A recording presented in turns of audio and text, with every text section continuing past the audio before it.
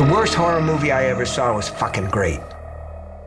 Hello and welcome to This May Hurt a Bit. My name is James Strayer and this is John C. Myers. And we're a horror franchise podcast discussing each film in horror franchises, and today we are wrapping up all the Fright Night films, so all 4 of them. Like we were saying initially, I didn't even know that half of these existed when we first started doing this series. Right, yeah. Namely, both Fright Night Part 2s. I may have known that the first Part 2 existed, but it never was on my radar at all. I just sort of knew about the original and the Colin Farrell remake. In the sense of the thesis of this podcast, sure did check some boxes. Whether they were worth checking or not, I don't know. You found out A, that it was a franchise, and B, that you watched it. Yeah, I sure did watch it. Now, having said that, like, semi-negative thing, I am very glad I saw Fright Night Part 2. That was a fun movie. Oh, yeah. You know? The 1980s one. Exactly, yes. Yes. Mm-hmm. Yes, I enjoyed that one as well. It lacked a lot of the punchiness of the original one, but I still think it's perfectly fine. Yeah. That sounds like a brush off, but it was more fun than I expected. I guess I'll put it that way. Yeah. Yeah, I don't know. Like, it's just going to be hard to ever care to go back to any of these except for the first one. Like, I know I'll watch the first one again, you know, like, for instance, if the Hollywood ever plays it in the next 5 years or so, I'm sure I'd go see it. I bet it'd be a lot of fun with the crowd. Cannot say the same for the rest of them at all. Yeah, I mean, I'd probably see 2 again as well. Like, I'm certainly less excited than the first one, but I would definitely check 2 out again. The newer ones just really lacked a real core element that the originals had. Yeah, like it felt very like made for that era of filmmaking, and I guess I don't like that one as much. The 3D stuff didn't do it for me. A lot of the fun subtext of the original couple are gone. Yeah, I may overuse this phrase on this show or indefinitely during this franchise, but like the other 3 just lacked a lot of the fun of the first one. Like you can tell that everybody who was involved in the first one was so excited to be there. Obviously, Tom Holland, it's his whole, you know, like the overused phrase, like love letter to that kind of horror at the time. And so like all the other ones just lacked any sort of like sense that the director like needed to make this movie, you know, to like honor his forefathers, you know? So. Right. And I mean, and you can tell, you know, and all credit to Craig Gillespie and to some extent, Marty Noxon, although I did not really enjoy her script.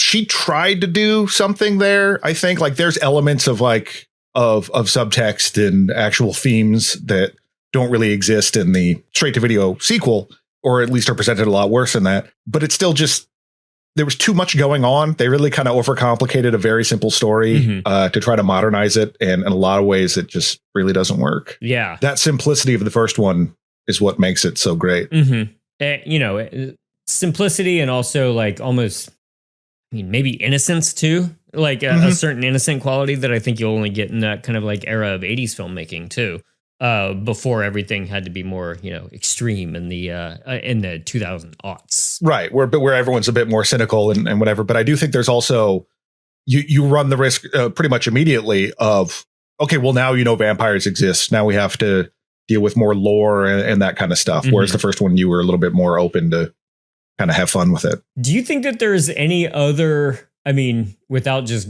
ticking through the universal monsters, do you think that there are any other monsters or creatures that would be suitable to this kind of thing? Or do you think that it's definitely vampires? You could, in theory, do a Wolfman. Yeah. But I mean, like they kind of did that already with Louis. Like, oh, yeah. They kind of did that with that character, Louis. But I still think like, because that's also a hidden thing. You can't really like, well, I'm a mummy at night, or I'm a Frankenstein at night. Right. So you need that element to it. Yeah, I guess you could go witch or a cult member. I mean, that might be a little bit more basic, I suppose, but it's just that kind of like rear window quality, I guess, is what I'm looking for.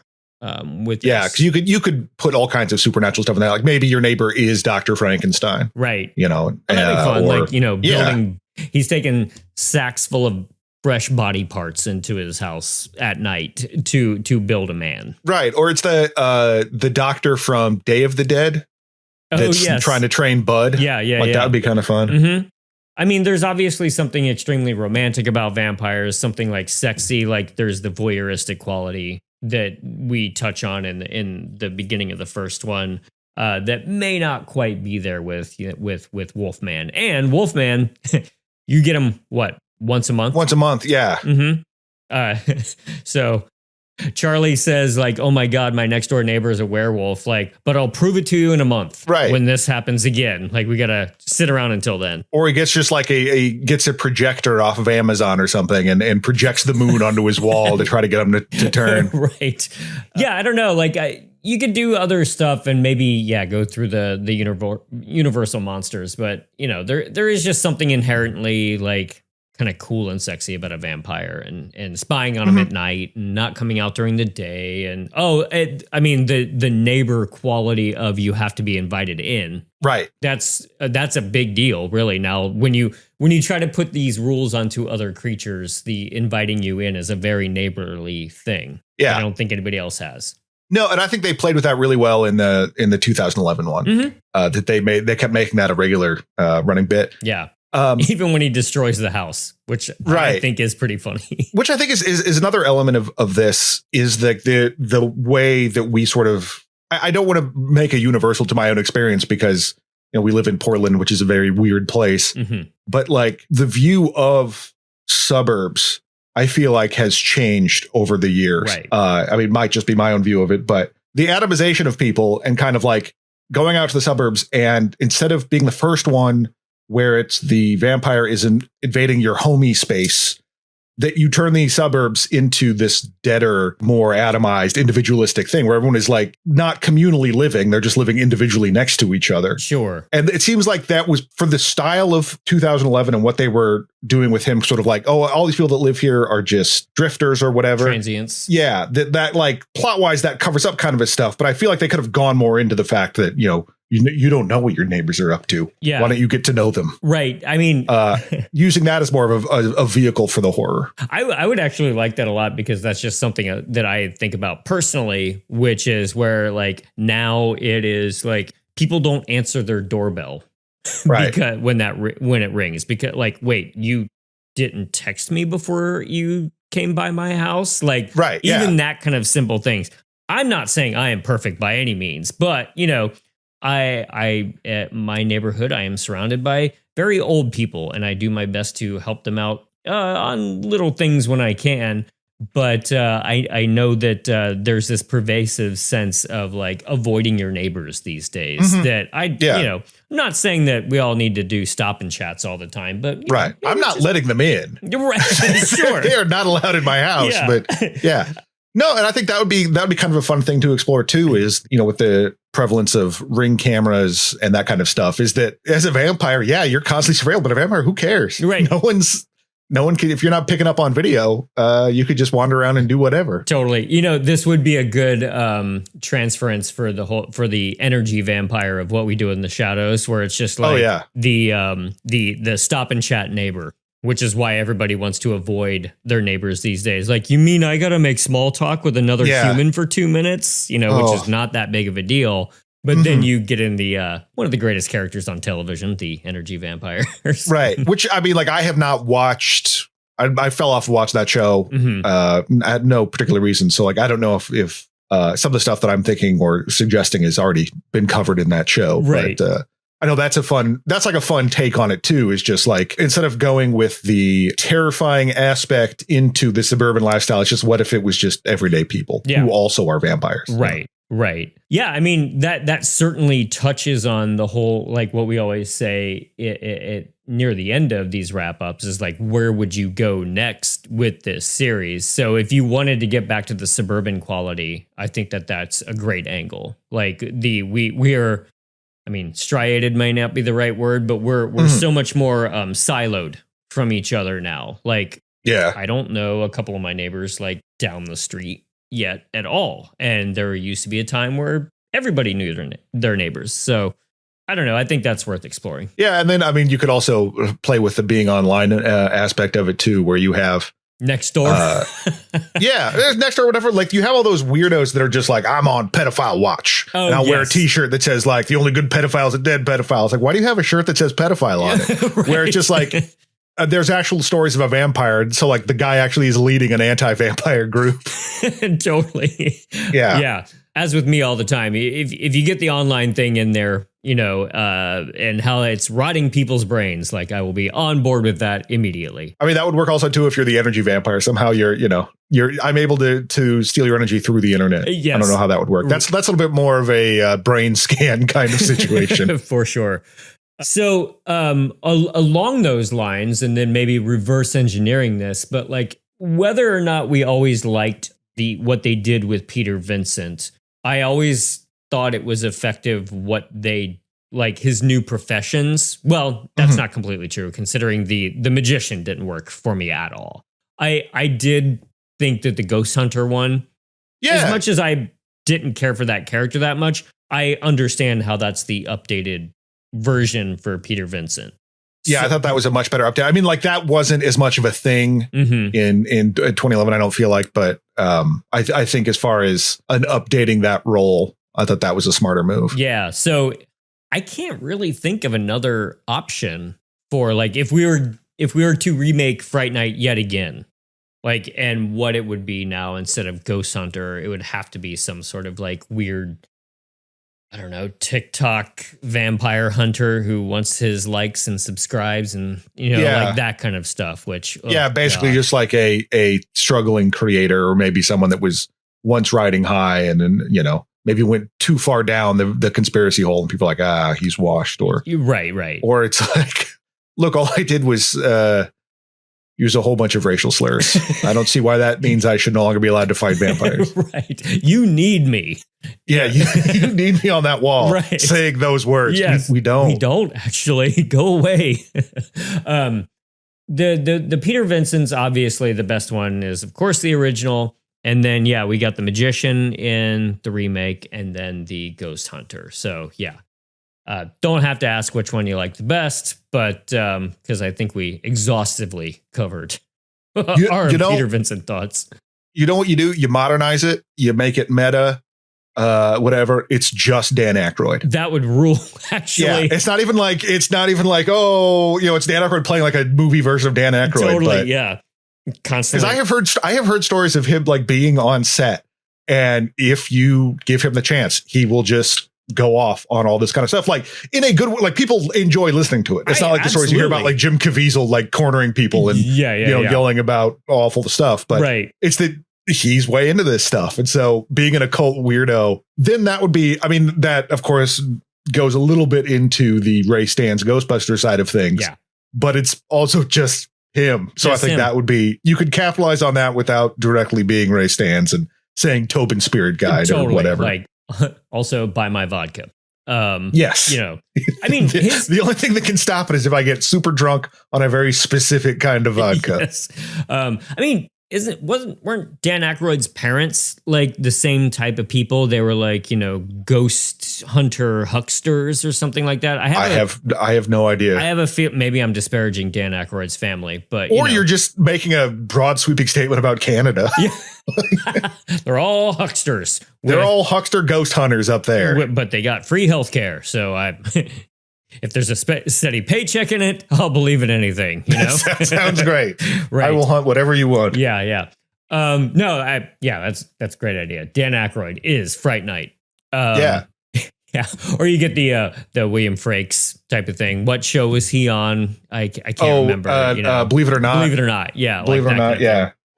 Then you do the Shaun of the Dead, where he keeps meeting that other group of survivors. Led by the woman from space. Yeah. And but it's that team with Dan Aykroyd, and there's the other team that's got the Ancient Aliens guy. Yeah.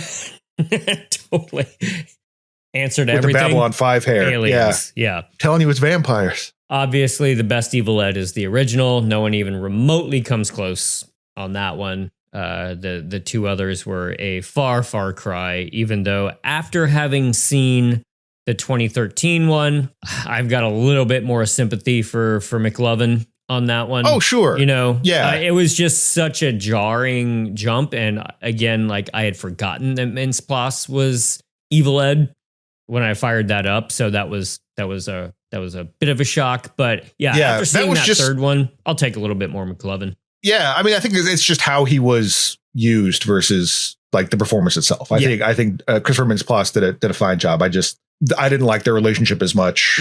I just didn't like the character in general as much. Again, I feel like, wouldn't it be fun if if the two came back together as friends through their search for the vampire, and then maybe Evil Ed still gets killed in the end or something like that. But there was stuff that they could have. There was stuff that was ripe there, but that I don't feel like they took advantage of.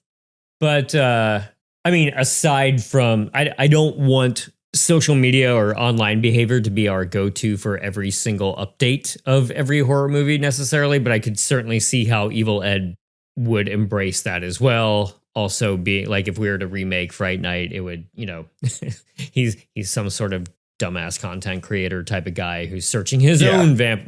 Maybe he's looking up to somebody who is a Peter Vincent that is only like 4 years older than him at that point.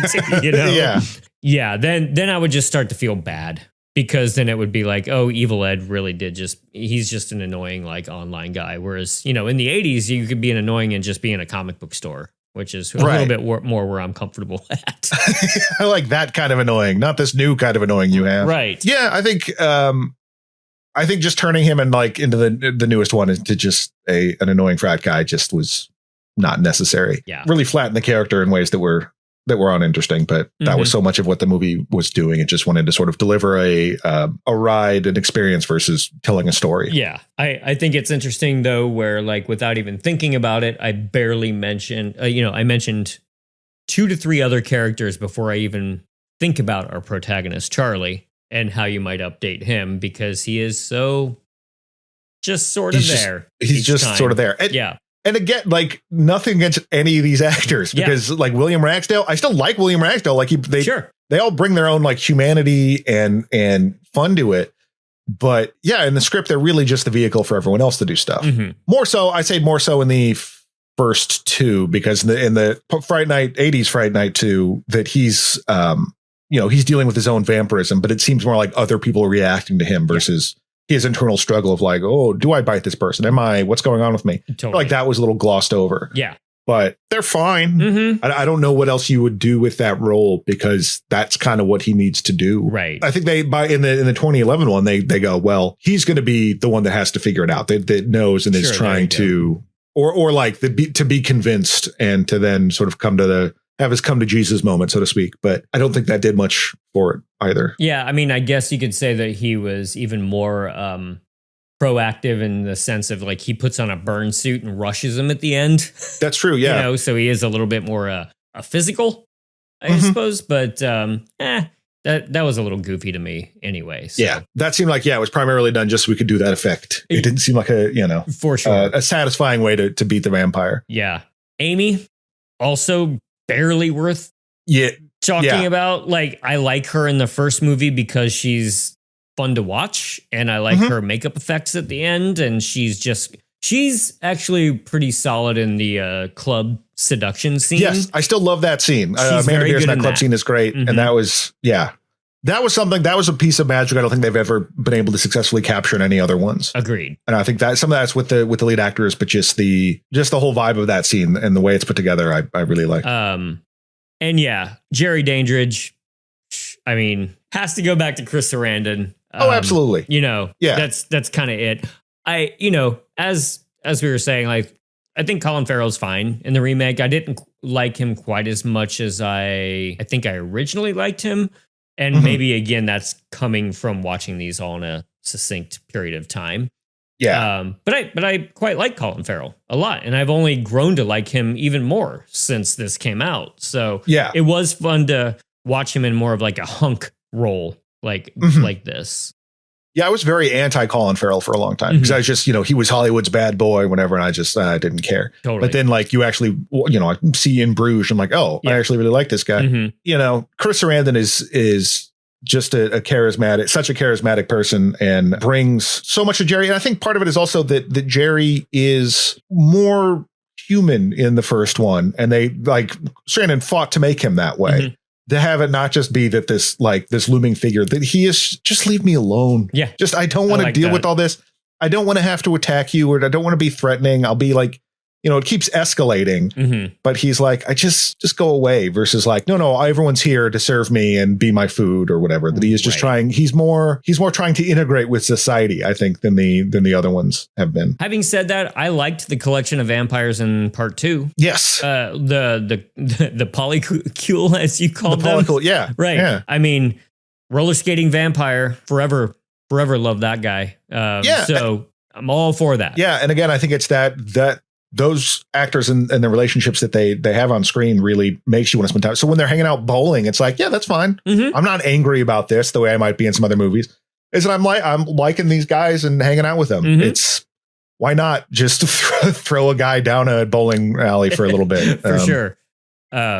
Those folks were all great. And then, Elizabeth Bathory was just sort of there. I mean, I guess you could say that going the Bathory route was something different, but that's fine. And like I said, I like that lore, that mythology, I think is fun. But didn't need to be.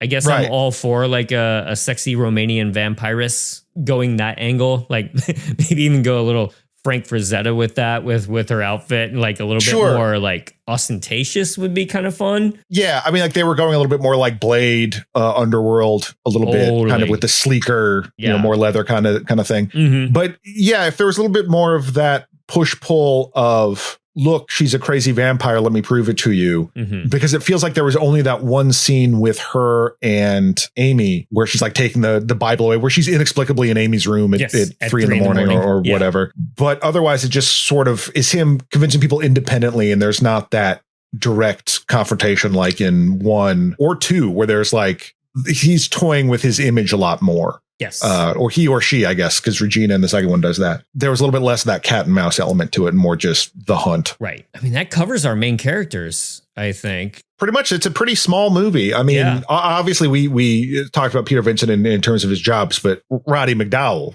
that's another like huge tentpole of this whole thing. He's perfect to play that role, just because he has that kind of obsequious bit to him that almost, well, let me say, he's got this sort of like, foppish British kind of thing going that works as both the characters that he's sending up, he's parodying in a way, but also that just he can pivot to being completely obsequious in this, and like this, I'm such a small bean, right, in this very fun way. Totally. And I think he was the perfect cast for that version of Peter Vincent. Absolutely. I was just remembering him getting so upset in part 2 when the performance artist is taking his job, and how like goofy but kind of lovable all that was. Like, oh, you're gonna let this performance artist in here unseat this 50s vampire killer? Yeah, sure. I dug that. I also just I like my Peter Vincent more motivated by money than like, oh, actually, my family was killed by vampires. Totally. I still think that was just. Yeah. I mean, and even if you had the fact that it is Jerry, I still just can't get over it. Like, you didn't need to do that. Like, I know Lost was like, had just ended, but you didn't need to do that. Right. Favorite kill? Do any of these kills really stand out? I mean, most of it is like the stuff, is with a lot of the favorite kills. There's stuff around it, like the Jerry Evil Ed scene in the first one. I like a lot when he's just like stalking him through there and their little gay conversation, which I mean, in the actual like homosexual subtext conversation, not be like whatever, not having feelings, little gay, it was gay conversation. But a lot of the vampire deaths I like. I like his vampire death in the first one, and then I like the Evil Ed death in the first one. I was going to say they made that mean something. One. Yeah, that's which I think is part of why I found it so lackluster in the 2011 remake. Is like they still tried to do a little something to there, but it didn't. It didn't have that emotional weight that the first one did. Even though the only thing Roddy McDowall is out on, materially speaking, is he's probably not going to get paid. Although he might have gotten the money up front. Right. Yeah. Oh, wait. Or was that, I think Amanda was going to pay for that. I don't remember. But and then like, yes, the image of Belle floating down on the rollerblades. So good. Enjoyed that. Yeah. But like a lot of the kills are just, I'm going to bite your neck. Yep. I guess the Jerry in the first one attacking as a vampire bat was fun because you got to see a vampire bat creature. And I always want to see that. So that was solid. Yeah, most things with the effects. Mm-hmm. Yeah. I mean, even as I called out in the 2011 one, when the surprise punchline of the woman he rescues blowing up in the sun. Yeah. Like I enjoyed that as a bit of comic relief. Right. Yeah. I mean, again, small series, so not a ton to go through with this. Right. And they're, considering you have 3 of the 4 movies that are essentially just the same movie. I mean, not even the same movie, but you know what I mean? There's only one sequel in this 4 movie franchise, right? Is what I'm saying. Yeah, it's a little bit like the tail end of the Texas Chainsaw series. Yeah. Where it's just, they just keep trying to redo the same mythos or whatever again and again. Mm-hmm. I cannot imagine them going any further. I mean, if they try to revitalize this again, I would honestly be kind of surprised. Yeah, I mean, you never know what they're going to, scrape from the bottom of the barrel. Yeah. Or I shouldn't, that really denigrates this whole thing. But like, you never know what they're going to decide. Like, oh, we need to revisit this. Mm-hmm. But if they do, I will just say that I hope they do a little bit more with the comedy element. Because they did try to keep that in the 2011 one. I will give them that. But the 2013, that's largely out the window. That's just as we see. So, because I think that's an important element of it as well, is that if not like direct ha ha ha laughing out loud, that kind of lightness that the first one had. Sure. With the comedic elements.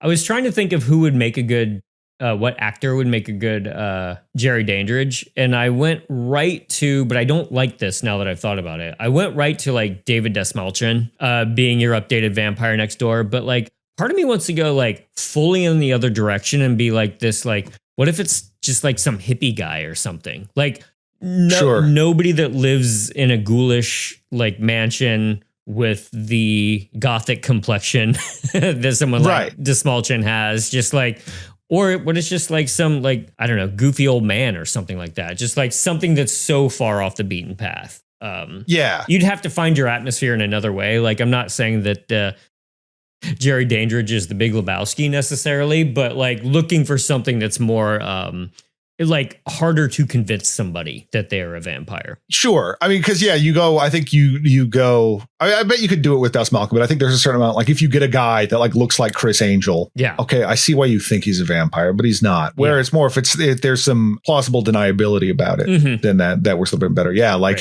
Wilford Brimley as Jerry Dandridge. I've been here. I mean, that would be kind of fun too. Yeah. If he's just like a super old man, much of the same way that like we're in the 2013 Fright Night 2 in A New Blood, when she, bathes in the blood to make herself young again, how she's like, you turned really old really fast. That it's something like that he's generally pretty old, but when he vamps out, maybe he becomes a young buck or something. Yeah. And then you could work in something like that about just the older generation, particularly in this era of gerontocracy, that the older generation just refusing to die and, and that's good. Usurping, the energy from the young people. Right. Yeah. Patent pending. And I got to email that idea to myself or mail that idea to myself. Right, or whatever. exactly.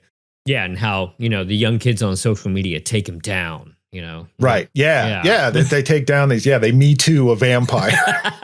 Right.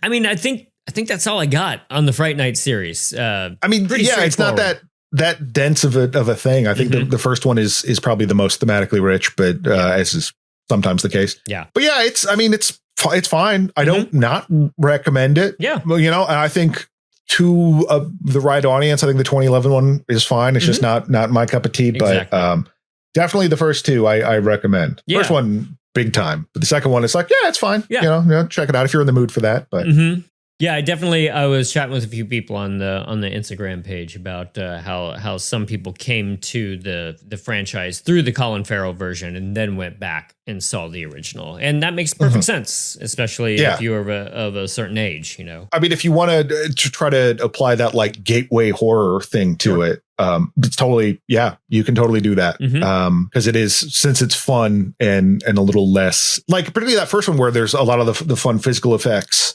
The kills or anything aren't super gory. Well, there's the guy that melts, but still, I think that's like in the realm of being fun. It's not realistic. Like most people, when you melt them, don't turn green. Maybe in your experience. I guess that's true. I've only melted a couple of people. Right. I should be more worldly in my melting. Get more melty out there. Every time it happens to me, it's like grilled cheese. Ooh, yeah. That's disgusting. All right. I would feel so bad if you melted me and it started to be like cheese. Yeah. I'd be like, okay, look, I understand it. I know why it's happening. I don't have to feel good about it. Right. And that's your final thoughts. That's my final thought. It's like, cheese. I made it. Well, at least it's not gravy, and then gravy comes spread. Damn it. All right. I think it's time to close up the crypt on the Fright Nights. Everyone listening, like, what was your favorite? I mean, I'm going to guess the first one, but again, like some of the people we were chatting with on Instagram, like, tried to really like this movie, the original, and just didn't click for him. And I get that too. It happens. Thanks for giving it another shot for the sake of this show. Of course. Yeah, appreciate it. Well, next time, as always, the sky's the limit. We can pick anything that we want to watch. Kind of went on a little bit of a left turn here, I fully admit. And this is only because I am a very, very novice video game player. And I recently got the Silent Hill 2 remake that was very exciting. And so I just thought, why not just spend the next couple of months in Silent Hill world? And John didn't seem to mind me going into this direction. So not yet, anyway. I've only seen the first one. I'm a huge fan of that game series, going from way back to when they were first released. And I've only seen the first movie. I know the second one is pretty reviled, but it's a 3D one. So that would be, Rob Campbell. Rob Campbell might be back. Get excited, Rob Campbell. Right. No, we love Rob. Yeah. But and then there's a new one coming out. This is our first one coming off of a video game franchise. Exactly. And we could probably we can do some sideways into talking about the games a little bit. And then there's a new one that comes out in January. Yeah. So we'll cap that all off with that one. Yeah, January 23rd, there is a new Silent Hill movie. And from what I can glean, it is based off of Silent Hill 2, the game. So my goal is to finish the game by the time this comes out, which will be a big thing for me, considering it takes me months and months and months to complete a video game. So, why not just force myself to play something for the sake of content, Right. You gotta have that content. Yeah. Again, I've only seen the first one, but I was less, there are a couple of factors, but I was less angry about it than the Resident Evil one. Right. Because I think it's like, part of it's like, well, how do you even make this into a movie? Whereas Resident Evil, it seemed a lot more like, why is Mila Jovovich like a whole new character? Yeah. Yeah. And I also grew up a bit. Right. At that time, I kind of there is that. Yeah, I went outside once and then went, oh, that's what this is like. There's a point in every young man's life where he realizes that being mad about Resident Evil the movie is not worth the time, and then he starts a podcast. I'm not saying that. Yeah, I'm not saying that, because I will still do it. I mean, I bothered to work it into this conversation. Right. I'm just saying. Yeah. It's not the singular motivating factor of my existence that it once was. Right. I mean, and, just to plug the Patreon a second, if any of you are out there do like more the video game side of things, like this could be for the next couple of months, we could dive into a couple of 1 or 2 off video game horror adaptations that are always famously very good. Very good. Yeah, everyone loves Alone in the Dark. Everyone loves right there. Yeah. Yeah. Well, I mean, Uwe Boll. Like right. That's coming, folks. It. Yeah. I mean, now that you said that was an Uwe Boll movie, I think we have no choice. But I think we'll probably have to do some Uwe Boll. But then there's also like Until Dawn. That came out recently. That's a video game one. Or Five Nights at Freddy's. Nope. Not doing that one. That'll just make me feel way too old, and I'll have to say 6, 7 or something like that, and I don't want to do that. So, no. 6, 7 comes for us all. It's going to happen sooner than later. Right.